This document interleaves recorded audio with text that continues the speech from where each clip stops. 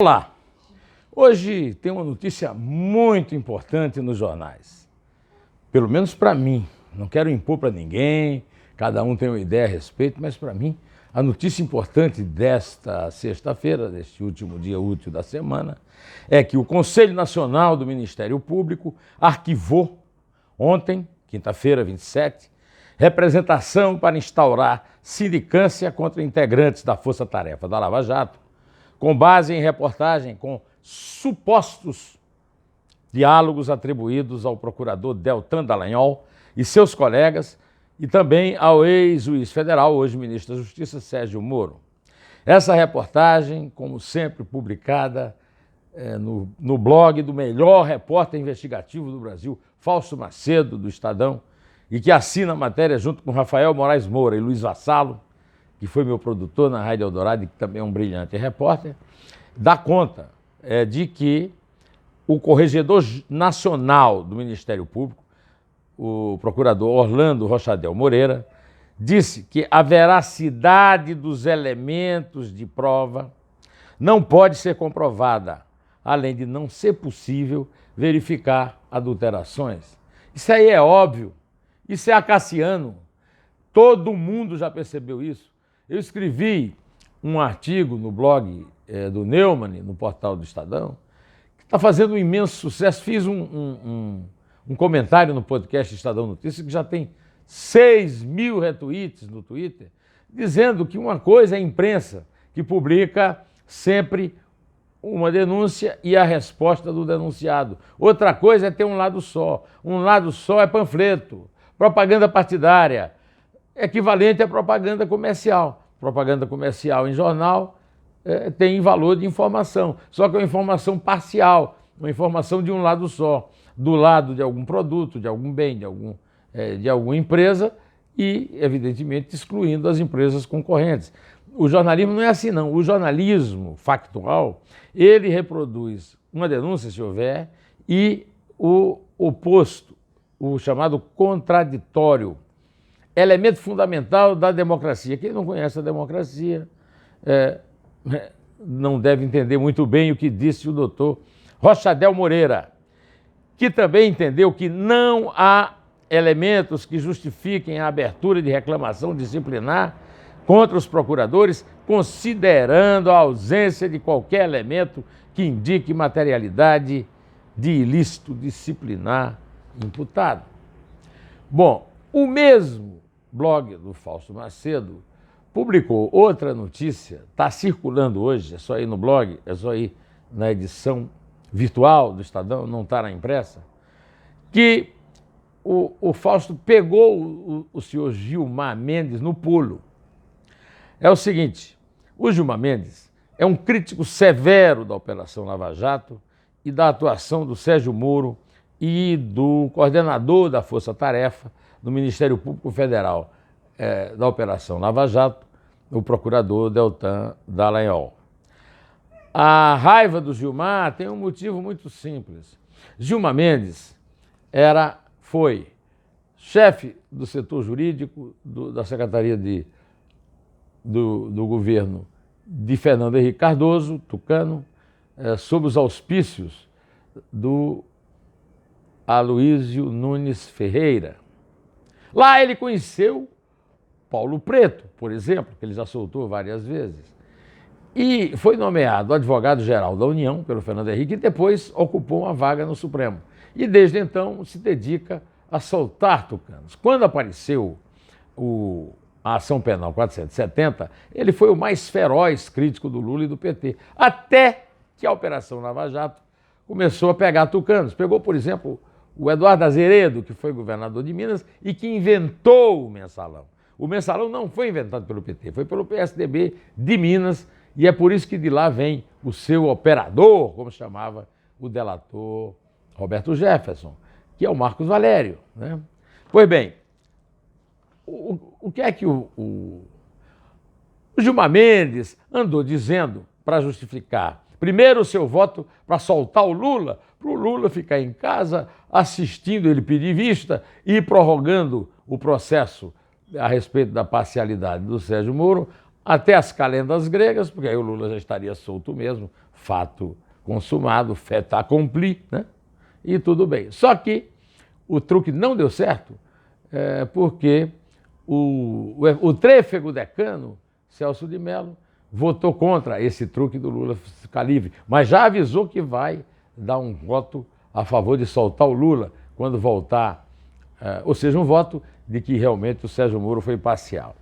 Pois bem, o Gilmar Mendes está cansado de saber, já falou sobre isso, inclusive, que, como reconheceu o Rochadel Moreira, não há consistência factual, não há comprovação, não há certificação de que as mensagens que The Intercept Brasil divulga a respeito dessas eventuais conversas entre Moro e Dallagnol e outros procuradores, mas também conversa de outros operadores do direito, de outros agentes da lei, como o desembargador Abel Ferreira, lá no Rio, como a juíza Gabriela Arte, que condenou também o Lula, como o ex-procurador-geral da República, Rodrigo Janot, etc.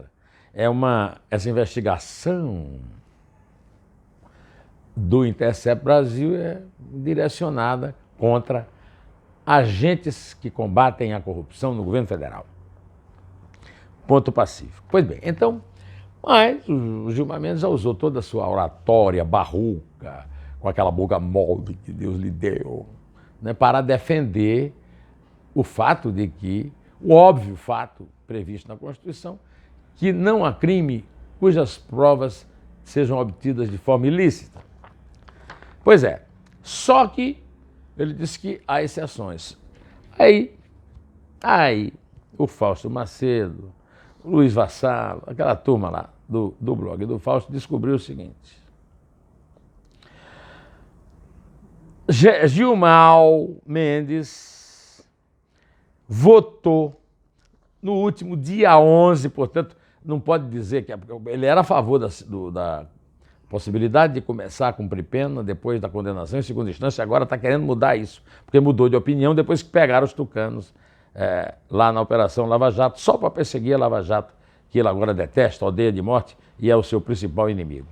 Pois bem, no último dia 11 ele votou para conceder habeas corpus, considerando nulas provas produzidas no processo e pelo encerramento da ação penal contra um homem acusado por tráfico de entorpecentes. Dalton Dallagnol e o Sérgio Moro não estão sendo acusados de tráfico de entorpecente, né? Contra o qual a polícia usou dados extraídos de seu aplicativo WhatsApp, igual, sendo que o WhatsApp é tido como mais confiável do que o Telegram, sem autorização judicial. A decisão que beneficiou o acusado por tráfico foi tomada por Gilmar 2 dias depois da divulgação pelo site The Intercept Brasil de diálogos atribuídos a procuradores e ao ex-juiz da Lava Jato. Portanto, estamos conversados, 2 notícias que se completam. Conselho Nacional do Ministério Público arquivando processo contra Dallagnol e Gilmar Mendes soltando traficante de droga, porque a polícia baseou as suas acusações em mensagens de WhatsApp cujo sigilo não foi quebrado com autorização judicial. Temos conversados? Ou ainda querem mais, hein? Pois é, neste momento eu vejo uma grande discussão no Brasil sobre a forma grosseira como o presidente Jair Bolsonaro se dirigiu ao presidente da França, Emmanuel Macron, e à primeira-ministra da República Alemã, a senhora Angela Merkel. Bom, a esquerda, como sempre, faz um carnaval, porque a esquerda, além de ser contra o Bolsonaro e de lhe atribuir dotes demoníacos de nazi-fascista, a esquerda também é colonialista, ajoelhada aos pés da democracia europeia. Foi europeu, foi branco, a esquerda aplaude. Agora, eu não sou assim não, viu? Eu não sou assim não. Eu não estou aqui para ficar beijando mão de europeu, não só porque é europeu, né? Então é o seguinte, numa sessão do parlamento em Berlim, a senhora Angela Merkel descreveu como dramática a situação do Brasil sob o governo do presidente Jair Bolsonaro nas questões ambientais e direitos humanos. A senhora Angela Merkel, como toda alemã e como toda europeia, é uma intrometida, cheia de superioridade, cheia de preconceito contra aqueles latinos lá abaixo da linha do Equador, onde tudo é permitido, né? Então vem com uma acusação dessa sem nenhuma base, sem base em nada. Ela pode ter a crítica que quiser fazer ao governo do Jair Bolsonaro. Nada do que o Jair Bolsonaro fez até agora se compara ao que o Hitler fez na Alemanha. Mas ela não é responsável pelo que o Hitler fez na Alemanha. Ela é responsável pelo que ela fala. E o que ela fala é de uma grosseria, de uma estupidez inaceitável. E o Bolsonaro fez muito bem em dizer que não é assim, não. Ele é o presidente da República do Brasil, foi eleito numa democracia, tripartite, 3 poderes, executivo, legislativo e judiciário. A eleição foi legítima, ele não está usurpando poder nem cargo. E a senhora Angela Merkel tem mais é que calar a boca. E está lá o Bolsonaro, lá em Tóquio, encontrando lá com ela e assinando acordos importantes, como veremos daqui a pouco. O senhor Emmanuel Macron ameaçou não assinar nenhum tratado comercial com o Brasil caso o Bolsonaro saia do Acordo Climático de Paris. Isso foi noticiado. Olha, o Bolsonaro está jogando no lixo o possível acordo do Brasil, ou melhor, do Mercosul, do qual o Brasil é um parceiro importante, com a União Europeia. Aí, hoje, sexta-feira, o Brasil e os países do Mercosul assinaram um acordo com a União Europeia. E aí? E o pessoal que estava vendo barba de bode em queixo de cabrito, hein? Pelo amor de Deus! Fala-se, só para você ter uma ideia, de um fluxo comercial que favorece o Brasil de cerca de 100 bilhões de dólares. O Brasil está numa situação difícil.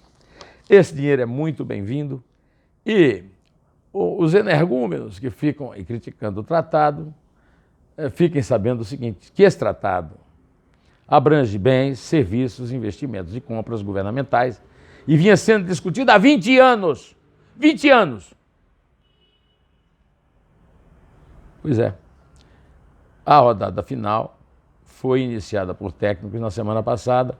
Diante do avanço nas tratativas, os ministros do Mercosul e da União Europeia foram convocados e desde ontem, quinta-feira 27, se fecharam em reuniões em Bruxelas.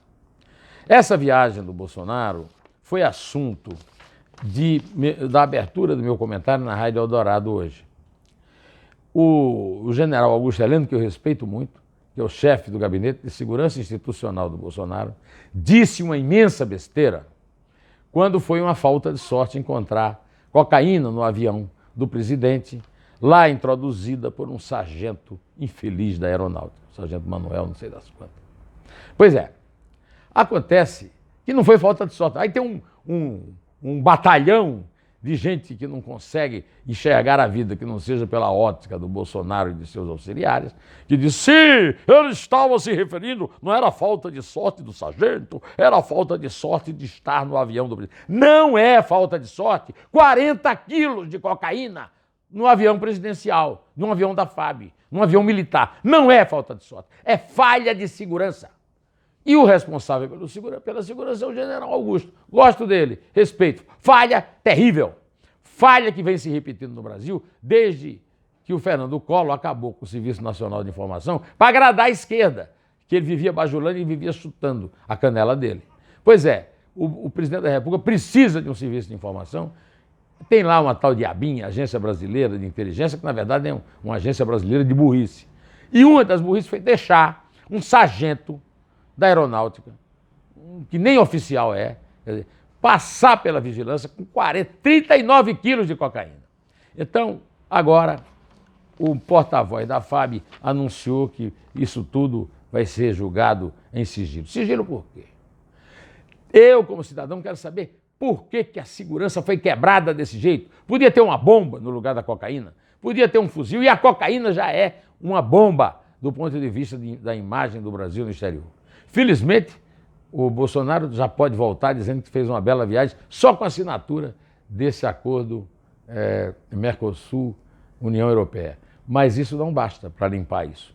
Para limpar isso, é preciso que nós sejamos informados por quê, como, em que condições essa bagagem com 39 quilos de cocaína não passou pela vigilância. Quando eu vou entrar no aeroporto, só falta eu tirar a roupa. E eu tiro a roupa, sem problema, porque é uma questão de segurança passar no detector de metais. E por que o sargento não teve que explicar 39 quilos de cocaína, hein?